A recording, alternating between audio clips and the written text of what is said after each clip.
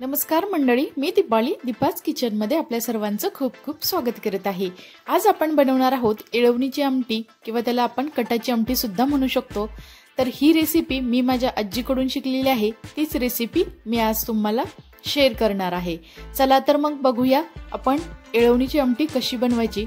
सुरुवातीला मी इथे एक मोठा कांदा घेतलेला आहे आणि त्याची टरफल काढून घेतलेली आहेत आणि त्यानंतर त्या कांद्याला असे बारीक बारीक आपण थोडेसे काप करून घेऊयात।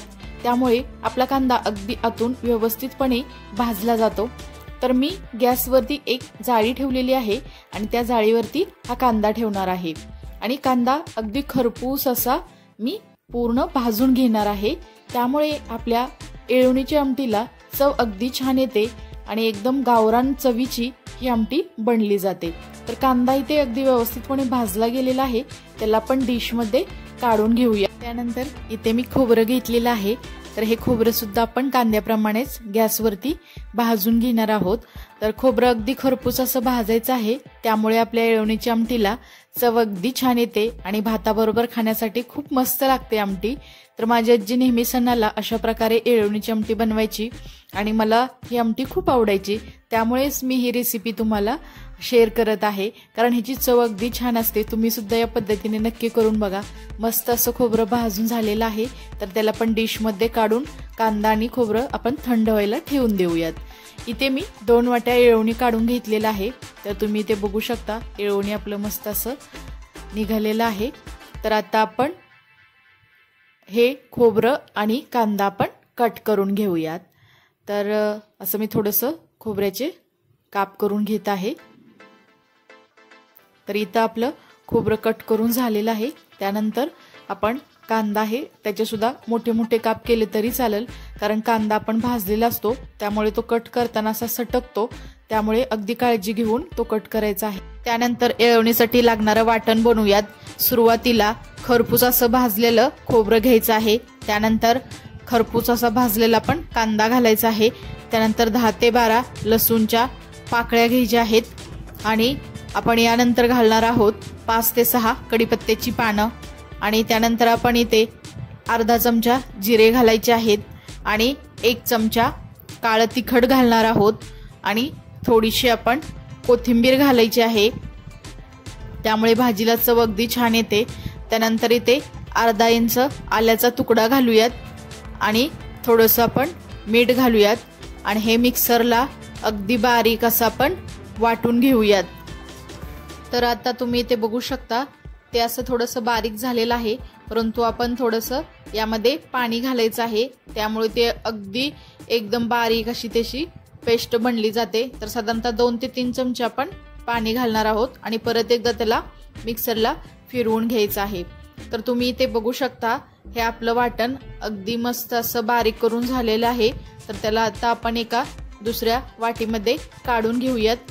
इकडे मी कढई गरम करायला ठेवलेली आहे। कढई गरम झाली की आपण त्यामध्ये 2 मोठे चमचे तेल घालायचं आहे। मध्ये साधारणतः 4 टेबलस्पून एवढं असं तेल असेल, कारण कटाची किंवा येळवणीची आमटी बनवताना तेल जरा जास्तच वापरायचं आहे, त्यामुळे मस्त असा त्याला कट येतो। तर तेल गरम झालं की आपण त्यामध्ये घालूयात थोडीशी मोहरी। मोहरी व्यवस्थित तडतडली गेलेली आहे, त्यानंतर आपण इथे घालूया थोडेसे जिरे आणि त्यानंतर आपण घालायची आहेत स्वच्छ धुवून घेतलेली 5 ते 6 कढीपत्त्याची पानं। तर आता तुम्ही ते बघू शकता। त्यानंतर आपण इथे जे आपण वाटण तयार करून घेतलेलं आहे येळवणीसाठी, ते सर्व वाटण आपण इथे घातलेलं आहे। ते असं तेलामध्ये अगदी व्यवस्थितपणे मिक्स करून घेऊयात आणि त्याला थोडंसं मंद आचेवरती भाजून घेऊयात। तर तुम्ही ते बघू शकता त्याला थोडंसं असं तेल सुटायला सुरुवात झालेली आहे।